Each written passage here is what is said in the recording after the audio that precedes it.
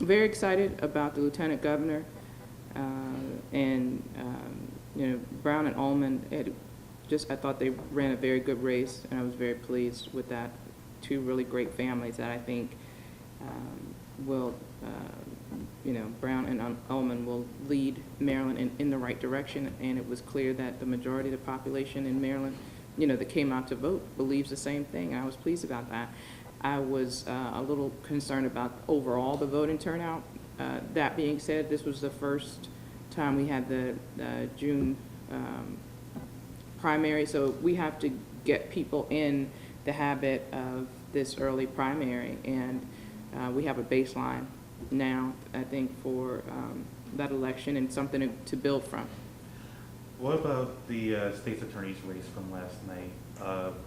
Greg Bernstein was unseated by Marilyn Mosley. Yes. Again, both of them ran, I thought, very admirable campaigns, worked very hard. We have every 4 years we have an election, and the public speaks and tells you in what direction they want to go. And I think Marilyn's smart, very hardworking, and if she is the winner in the general, I'm looking forward to working with her. What do you think about the June primary? Do you think that it's worth trying to keep it in June, or do you think we should reevaluate and move it back to September? I think the first thing you have to do is look at the reasons, the motivations for moving it to June. What were those reasons? And based on that, did we reach any of those goals? And based on those goals, do we have room to grow? If there's a compelling reason, if the reasons are compelling, and some of those reasons for moving it to June were supported by this election, then the answer isn't to move it. The answer is to work harder to educate the public about the change in the date and get people out to the polls. But there's a whole lot of factors to getting people to the polls, and not just the date. But this is, the low turnout is probably lower than it has been, but we've had low turnouts now for a while. It's been kind of just this thing, is that not a whole lot of people go out and vote. It is, unfortunately, in Baltimore and a lot of places, the voter turnout continues to be low. I would say that in these state battles, all politics is local, and if you're in a district that doesn't really have a competitive race, we know that the voting turnout tends to be lower. So you have more races that aren't really competitive, and it lends itself to the trend that we have of low voter turnout. Were you surprised that it was based on the fact that both sides of the governor's race were competitive, as opposed to 2010 when there was no opposition on the Democratic side of the incumbent, and Ehrlich had a little bit of, Brian Murphy there running against him, a little bit of something. But these were competitive races on both sides. I think they were competitive statewide. I think in Baltimore City, the top of the ticket was not as competitive. Unrelated to the election, we did a story over the weekend about a student who will be attending college here in the city, falling victim to the so-called knockout game.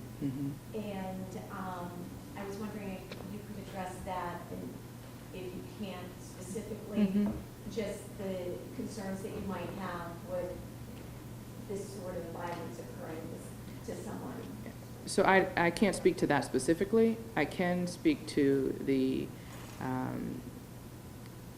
that type of random violence is disgusting, and it's certainly absurd that a group of I guess young people would think that that's something fun to do. We're focusing on reducing violence, particularly violence where young people are the perpetrators and the victim. You've seen me roll out things to get to a place where we are consistently reducing violence in that population, and I'll continue to do that. It's stupid, and we're certainly not going to tolerate it, and we'll continue to investigate that and any other incident when we have kids just using no judgment at all and having no, it's no common sense, it's no value for human life. When you do something like that, and unfortunately, kids don't get it yet, that their brains aren't fully developed, so they don't understand the consequences. You play the knockout game, it's not a game. So if you knock someone out, you could think it's a joke and okay, you'll hurt somebody, that person could die very easily.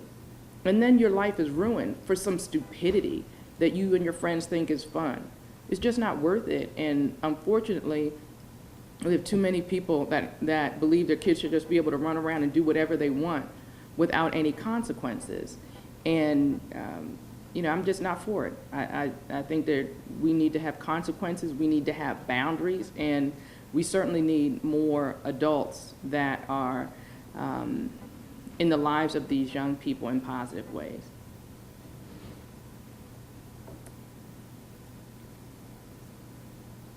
All right, and it's been a pleasure.